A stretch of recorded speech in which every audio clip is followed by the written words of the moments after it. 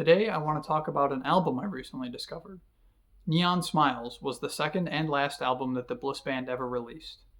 Now, I don't want to say that any of the songs stood out to me as being particularly fantastic. None of them were awful by any means, but it was more just the album in general that, as I listened to it, really stood out to me as being kind of unique. One of the things that I really enjoyed about this album is just how varied some of the music is.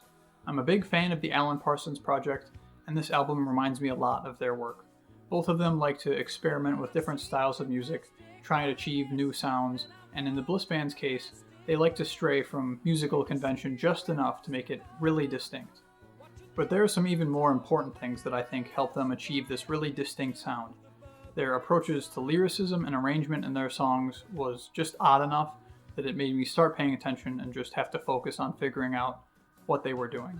What I enjoyed most about this album, though, is that in some of the songs, they intentionally include dissonance and discord in the rhythms and the melodies, and even though it sounds kind of bad at first, I get excited and I want to know how are they going to achieve musical resolution out of this?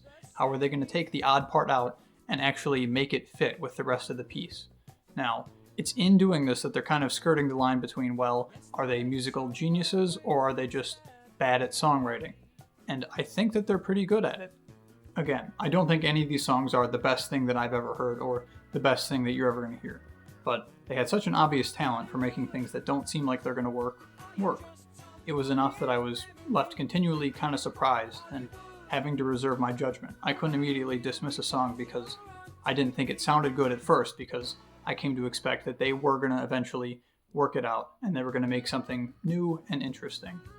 So I think you should give this album a try.